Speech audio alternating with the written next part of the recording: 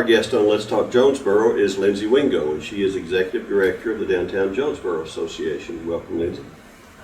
Thank you. Now, a lot of cool things have been happening in downtown Jonesboro, and people who drive through it know it. So we've got a lot of growth. Can you tell us some of the new stuff that's in downtown? Yes. Last year we added around $10,000 worth of new lots. Downtown Jonesboro Association did, and that was in the two of the parking lots on Main Street. And then the city went ahead and kept going with that project and expanded it and added the string lights all the way up and down along Main Street. They've made a remarkable difference, haven't they? Yes. I mean, it's really cool. Yes. So we want to keep going on with that and continue to light up downtown. So our new project, we have just added new lights in the parking lot on the 300 block of Main Street to light up that area, and then we also added lights above in the alleyway walkway beside that parking lot, so guests downtown can get from place to place and it won't be dark. Yeah, and these are new lights that are LED lights that are brighter. Yes. And in the past, I think in the last year, the city has provided some lighting off of Church Street and north of Kate Street. Some of those lots. The ones that we're specifically doing this time are string lights. So not only are they bright, but they're also aesthetically pleasing. They're decorative. Yeah. Yes. Yeah. Yes. And then that's what we have finished so far. But what's to come is you're also going to be seeing some new lights in the Union Street area and also Kate Street. That's great. That's great. Now, Lindsey, you've been leading the Downtown Jonesboro Association for at least a couple years, right? Yes, 2 years this month. You're a veteran, yes. Oh, not quite. Tell us, like, what's been obviously lighting is a real big thing, because after dark people want to feel. They don't want to just be safe, they want to feel safe, and lighting makes all that difference. And I'm a witness because I do a lot of walking downtown at night. Yes. I take my hikes. But I think the talk has been about a lot of new shops that have opened. What have you guys done to prioritize that, to make that happen? Is it magic, or has there been a plan invoked here? Well, I think it's just a little bit of everything working together with the new exciting features that we have downtown, with the restaurants and shops working together, with all of our new residential projects, which brings new residents to the area and foot traffic. It's all very exciting.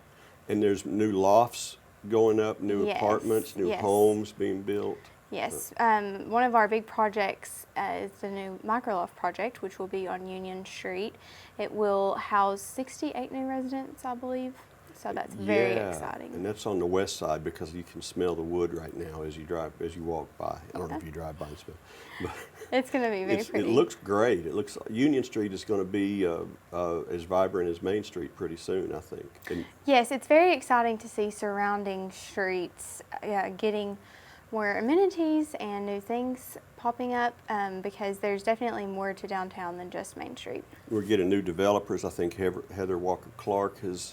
Yes, the Glass Factory has now opened. Glass Factory is a nice place. Yes, it's a great event space downtown. That's something that we're missing. I've been to multiple events there. I've held events there. You can have weddings to business parties there, so it's great. It's very cool. And then she is her and her husband are building a boutique hotel type residential area right beside it, and they have other residential areas already right there with it.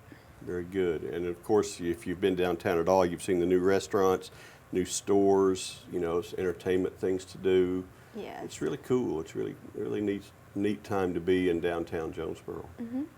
A very exciting thing that we're working on in the next couple weeks, we will be releasing a new logo with some new branding.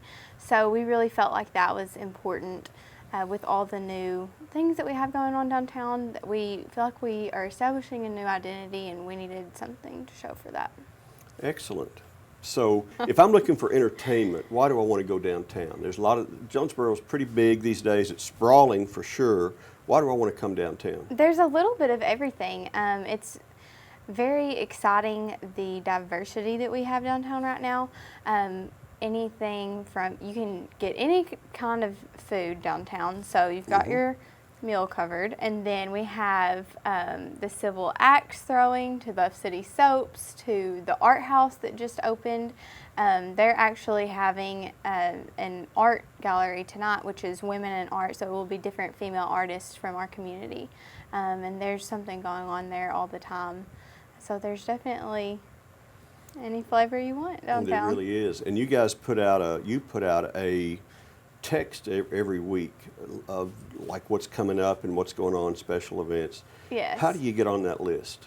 To get on that list, you just text your first and last name to 870-919-6176. Or you can send me an email at info@downtownjonesboro.com.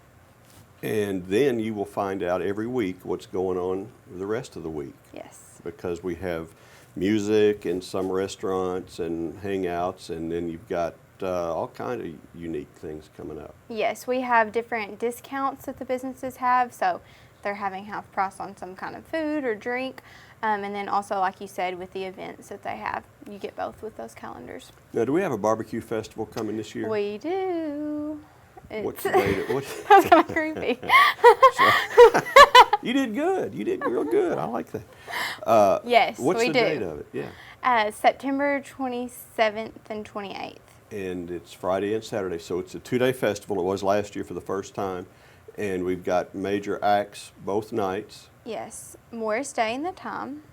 That goes back to my era, Yes. by the way, yeah. And Blind Melon. Blind Melon, that goes back to somebody's era, I'm Yeah. sure, yeah. So that's cool. That's cool stuff. It'll be very crowded. We always have a good crowd, and it was real fun last year. Yes, More than 10,000 people, I think. Yes, it's always great, and it's great for our business owners. It's our busiest weekend of the year. And it's great for Jonesboro and all the outlying northeast Arkansas communities because it's free. Yes. It's free entertainment. You may have to pay for a little bit of food, but they got good stuff. You got vendors everywhere. It's cool. St. Bernard's Hospital is in the middle of a big expansion. Yes. Is that having any impact on downtown? Obviously, it's having an impact on downtown. Absolutely. Yeah. So what do you see?